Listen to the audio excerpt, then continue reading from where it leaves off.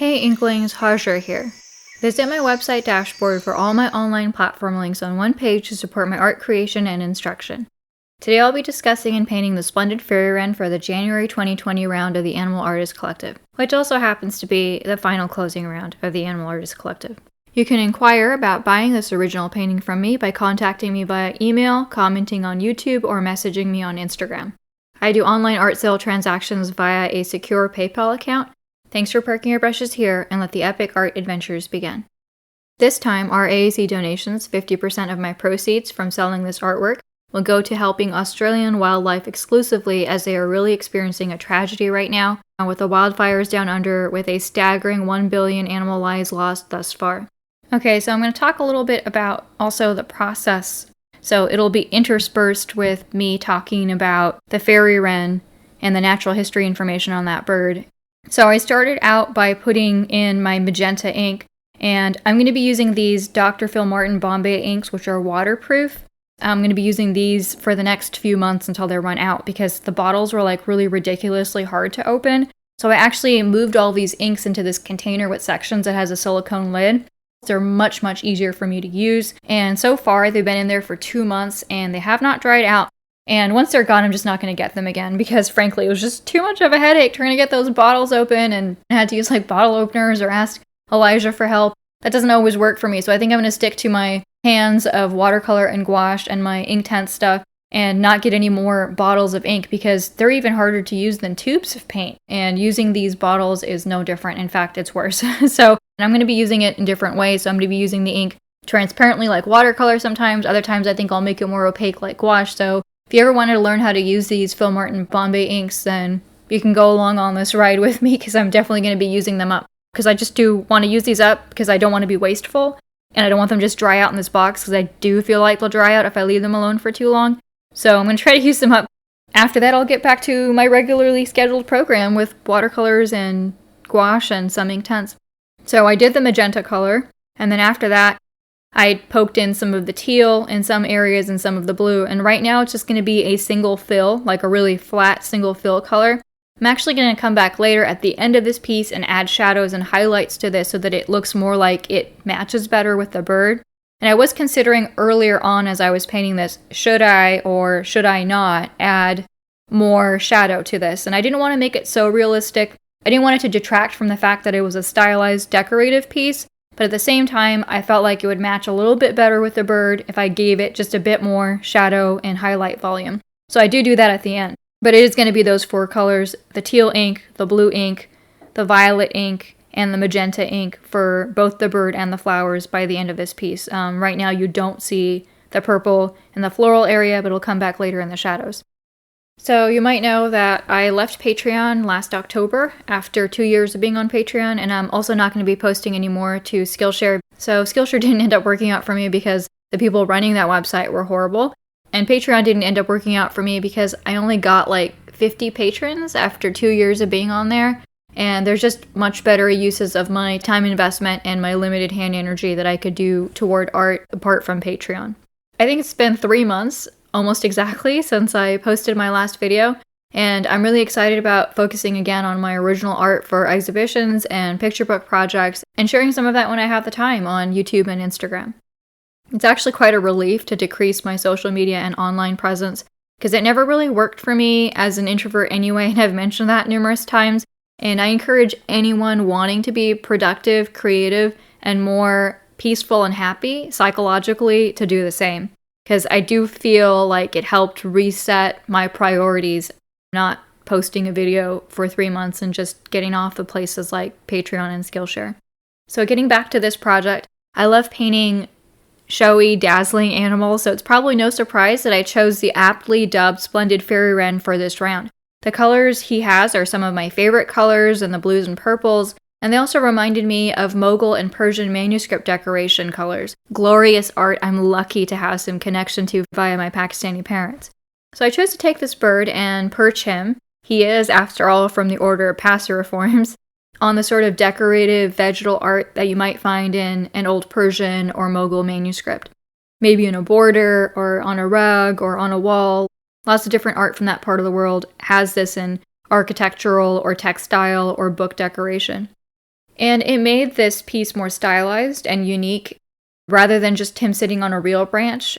And I think putting him on sort of this imaginary, whimsical branch sort of helped me imagine that this little bird is just singing his little heart out, safe in this decorative scene, and he's safe from the real world where there's climate change and wildfires, and he's safe here on his little decorative border. And for me, it's very easy to relate to this beautiful little animal and then try to give him a happy little home in my artwork at least. And I also used some black that I needed to pop in. I was considering just mixing all those colors and make a pretty decent black, but since I have the black ink right there, in this case I just wanted a nice flat black ink so it didn't compete too much with the rest of the blues on the bird. And again, it does still harmonize with the decor and the downstairs part of this painting. The ink lines of that floral vegetal decor down there is also in black ink line. I think it was actually a good idea to start him out with his little face mask and necklace in black first because it gives me a good contrast for the rest of the colors. And I've said this always, that even if you're not doing a grisaille value underpainting, maybe pop in some of your darkest darks first just so you can have some value gauge, a sort of meter that you can compare your other values to. So if you have your lightest and your darkest, and then it's easier to put in the midtones and the halftones and other colors that aren't as easy to measure. And you can see lint from my gloves that I've put onto that stupid paper there. There's lots of lint in this stupid little cottage. That's what I've noticed from being in a really small space of only 400 square feet, is that, boy, there is more lint in the world than you can ever imagine that'll show up in one small space if you don't have a large enough space to scoot that lint around. At least that's what's happened here. I'm watching this now as I'm editing it, and I'm thinking to myself, am I going to leave that lint there for the rest of the video? That's really stupidly distracting. I guess there's nothing to be done about it now. It's just there for posterity. I guess you'll just have to feel sorry for me because I'm in this tiny, tiny little cottage with a huge amount of lint. And I wash these gloves regularly. I wash everything regularly, and it's still covered with lint. So that's just the way it is. Sorry about the lint on the page. The Splendid Fairywren, or Malurus splendens, is from the showy genus Malurus under the family of Australasian wrens, called Maluridae, which are small insectivorous passerine or perching birds endemic to Australia and New Guinea. They're actually unrelated to true wrens, and I'm going to be using wet and wet very rarely. I'm going to be using mostly wet on dry with a damp blended edge because, again, in keeping with a lot of my other paintings, this is another small painting. And also, apart from being a small painting, the inks are kind of like those core watercolors where they stain really bad and they spread a huge amount. So if you want to have something that's more controllable at this size, better to keep it wet on dry. Basically, as soon as it hits the paper, it's becoming waterproof as it's sinking in. So inks can be more tough to work with. So definitely, if you're exploring watercolor and starting out, don't start with waterproof inks. Don't do this kind of piece with waterproof inks because it'll be very unforgiving and hard for you to work with. But definitely you can explore your inks if you have them already. But if you want to look for a more forgiving and liftable and semi-correctable medium, then watercolor is a better way to go because you can continue to sort of lift out.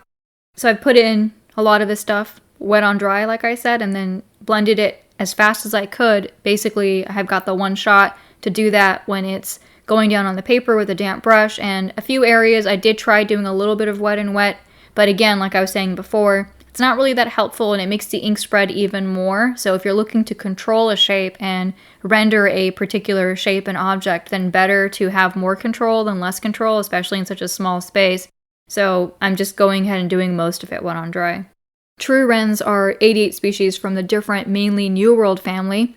And interestingly, only the Eurasian wren is from the Old World. All of the other true wrens are from the New World. So back to the family Maluridae of Australasian origin, which consists of 29 species. 15 are types of fairy wrens, 3 are emu wrens, and 11 are grass wrens. The closest relatives to Australasian wrens are honey eaters and peep wrens, with these relatives also native to Australia and New Guinea, and some of them are also found in New Zealand and as far as some of the Pacific Islands. As I added in the blue and the purple and the teal, you can already see how these colors are really singing next to each other, even at this really ugly stage where it's hardly gotten developed. You can see that the different colors together are making it look like it's got a little bit of a color shift and temperature shift, and that will make it have more of an illusion of iridescence and more of an illusion of being this beautiful bird that looks blue-violet and blue and also a little bit teal in different areas. and not just focusing on making it lighter and darker shades of the same inky blue, because then while I would get good value contrast, it just wouldn't get that illusion of color depth and temperature if I just used the blue. So that's why I'm also using the teal and the purple. You can see that I didn't work the wings up, the yellow part of it, to a huge amount of detail. And that's because I wanted to come back in and make that gold. I'd already decided that before I even started painting this piece. So that's why I left that yellow part of the wing really raw looking. Now, if I hadn't put in the metal, then I would have developed the wings with the little yellow part into it to more of a tan color with some shadows that went even darker. So they looked like there were more subdued ochres and tans in that under wing area that's showing. And I'm doing little teeny tiny dabby strokes to give him little differentiation in the feather shadows and everything to make it look like there's more there. And I think I could have been more sensitive with that. Even if the results look good at the end, I think it would have been easier for me to do had I been using watercolor or gouache or even Inktense, because they just move and behave better on the page. And I've said this before when I review the core watercolors that, you know, for some people who are painting really large and really abstract and don't mind the way that watercolor paint from core spreads really fast and stains really bad, then it might be great for your pieces because maybe you're doing really large pieces with a lot of abstract bleeds and blends. But for somebody like me who paints really small, in that case, you don't want to paint that spreads like crazy. You want to paint to be more obedient and listen to you. And so for me, even working with these inks, which are waterproof, and so they're staining and really hard to lift, and also on top of that, they spread a lot more than regular watercolor or gouache. So they are harder to make behave in a small space like this. So it was a challenge to work with these. It's actually going to be ironic because by the time I'm done using up the inks I have in this box, which it looks like is going to take miles and miles of painting to get this taken care of, but it's going to be ironic that by the time I'm done, I'll probably be an expert on using these inks and, you know, ways to work around them being waterproof and very staining and spreading very fast. And then after that, they'll be done. And I wouldn't mind recommending this to you as a product because it is a really nice, light, fast product. It's waterproof, which can be helpful if you're doing layers and you want to paint in an acrylic style. And it spreading a lot might also be helpful, again, to your style if you're doing a piece that really looks good with a lot of abstract bleeds that really spread far. So it's up to you, you know, you can try this, but if these are easier to store and easier to use, I probably would use them more and probably, as a result, be more comfortable with them. But my preference really is the dry pans and cakes and sticks of watercolor and gouache. Use it to the last drop. Because you have to keep that in mind, is like, unlike Inktense or watercolor or gouache, in your palette and whatever's left there that you don't use, you can't reuse it again. And you're also going to have a hard time cleaning it off your palette. You'll have to have a lot of rubbing alcohol and scrubbing, which is what I found out. Again, those are just some pros and cons of different mediums. So while this is waterproof, there's some drawbacks to it also being waterproof on your palette and not being able to use it all up if it dries on there. So you'll have some leftover waste. And I did a lot of different things with my time over the past 3 months when I was off of YouTube and Patreon. I'll be teaching at the Santa Cruz Museum of Natural History and also at the Santa Cruz Art League. Hopefully you'll get to check those out if you are anywhere local. Otherwise, I'll be posting some of that work on Instagram and also some of the process on YouTube. And one of the things I got to do for fun over the holidays was I had this thread that was left over from when I was like 11. After I was done with college and grad school, I ended up having all these hand health problems because of my hypermobility. So as a result of that, I didn't really get back into embroidery. I think it's, you know, a lot to even try to make my hands do painting. So because I wasn't going to get back into embroidering, what I decided to do with this leftover thread was turn it into these braided rug-looking things that I thought I could turn into a Candyland scene. If you were in elementary school in the 90s, like I was, then maybe you were exposed to this really cute game called Candyland. My favorite character on the board there was Princess Lolly, so a version of her along with doing some lollipops and gumdrops and cupcakes. Everything is varnished, and so it's got this really nice glossy finish. It's easy to dust and clean. I added glitter to all the pieces everywhere. And all the sticks for the lollipops and the background scene and Lolly herself and everybody, they're all done on pieces of wood with the painting on top of it. So it's really nice and sturdy. And I think in the future, once we get that one-bedroom house remodeled, if it ever gets started and done, oh god, there's so much stress there. Not even going to talk about all the delays. Once that ever gets done, maybe I'll be able to hang it up on a wall. So it was just nice to do this as a sort of relaxing piece. Tribute to this game I played in the 90s in elementary school, and also just a lot of fun to see that thread being used up to make these sparkly lollipops. I didn't have my white ink anymore from this set because it sort of clumped and dried out, So I'm actually using Dr. Phil Martin's Bleed Proof White here, which isn't waterproof. And I actually thought it was going to be waterproof for some reason because it's not sold as a gouache. I just automatically assumed if it's sold by Dr. Phil Martin's that it's going to be a waterproof white ink once it's dry. But it's not, and again, that has its pros and cons. So you should apply it last, like a highlight color. For watercolor or gouache, you put the white on last if you are doing some correction or doing some highlights in gouache. Well, the same thing with this. You don't actually put this white on first and then come back over the top because it's just going to end up smearing and bleeding. So if you're using this, make sure you use it last.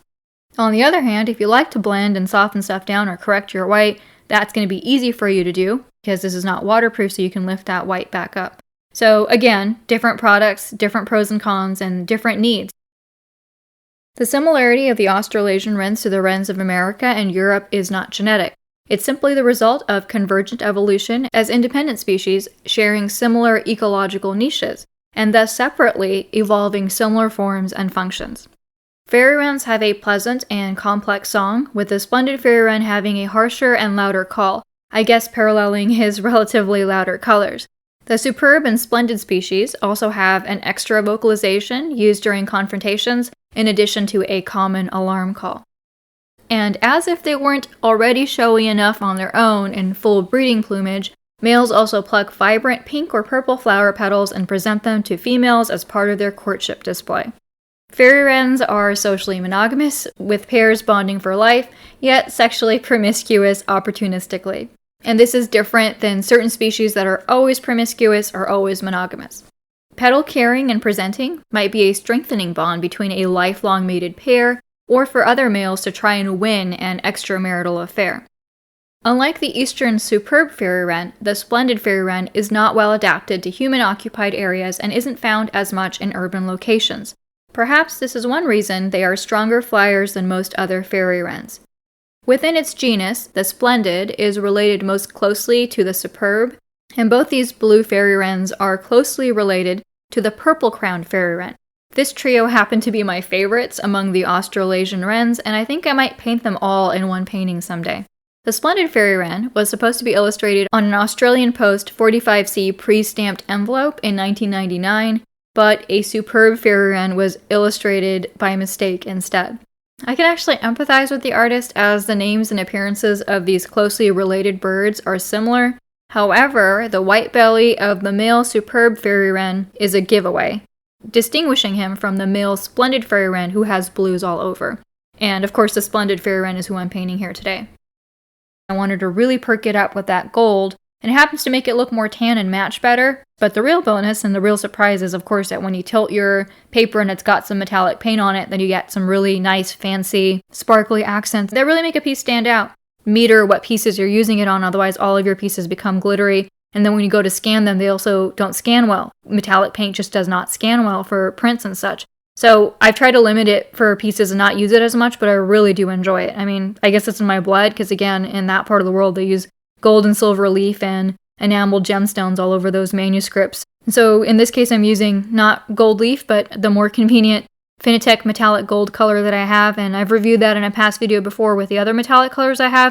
I was actually also considering taking that lighter part in his cheek, which is iridescent in real life when he moves and does his little fan face dance, and turn that into a shimmery silver color on top of that to add some sparkle. But I think once I added the gold, I felt like it was more prudent to hold back and not put glitter everywhere, so the rest of the bird doesn't have metallic paint or shimmer paint anywhere. It's just the part on the yellow, and I think it's fun because that yellow on that bird is the most drab part. So then taking that drabbest part and making it that metallic gold and then echoing that in the border that he's sitting on, I think it's much more fun than taking the showier colors on him that are the blues and making those metallic. The splendid fairy wren I'm painting is also known as the splendid wren or blue wren. It's a 5.5-inch long bird found from central western New South Wales and southwestern Queensland over to coastal Western Australia, in arid and semi-arid regions of forest to dry scrub. As they are primarily insectivorous, they take shelter and build dome nests of grass and webs in dense vegetation, and typically forage in underbrush for their diet of insects supplemented with seeds and certain flowers and fruit. 2 to 8 splendid fairy wrens defend and remain in their territory, which averages 11 acres year-round. Major nest predators include Australian magpies, butcherbirds, laughing kookaburras, currawongs, crows, ravens, shrike, thrushes, and unfortunately introduced mammals like the red fox, cat, and black rat, which are not native to Australia. But we've got people to thank for them being there now. Like other fairy wrens, these birds deploy rodent run displays to distract predators from nests with chicks, which involves running with their wings out, their neck and tail down, and a continuous alarm call. As you'd guess, they exhibit a high degree of sexual dimorphism, with the males in their bright blues and black, and the females and juveniles mostly gray-brown. Non-breeding males are also more subdued, brown with blue wing and tail areas. Both sexes molt in autumn after breeding, and then molt again into nuptial plumage in winter or spring. Some older males remain blue all year round, molting directly into nuptial plumage annually.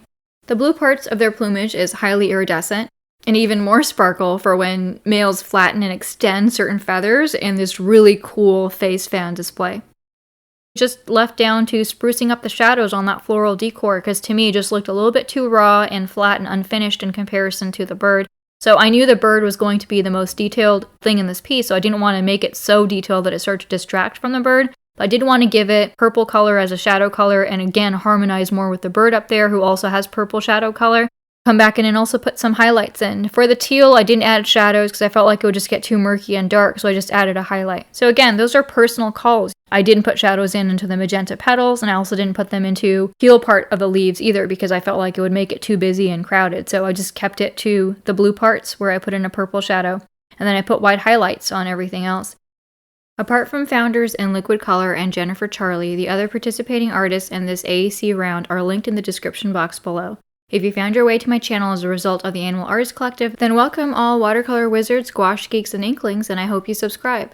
Make sure you check out the other videos from this round of the Animal Artist Collective. When it came to the little mihrab type archway that you see on the left and the right there, drawing that in with a reed pen, you can do that with a brush too, but this is like 3 hours of work for me, this painting, and by the end of it, my hands are really starting to hurt for those lines on the two border ends. I just drew them in with the reed pen instead, and that'll make it so that I have a more firm touch on the paper than a brush. So you can always switch to something like a dip nib pen or a reed pen for a lot of long straight lines. Now, of course, you can do those long lines with a brush too, but maybe do it when you're less tired, because that way your lines will come out prettier in the end.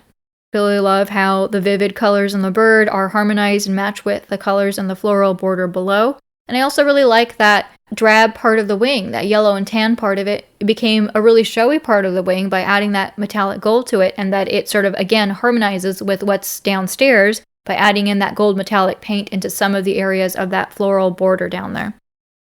Well, wizards, I hope you enjoyed learning about and seeing me paint the Splendid Fairywren from Australia. As always, if you want an art, print, decor, or stationery, there's plenty in my updated Redbubble shop. Please like, comment, subscribe, and check out my website dashboard for all my online platform links on one page to support my art creation and instruction. Thanks for parking your brushes here, and wishing you all epic art adventures.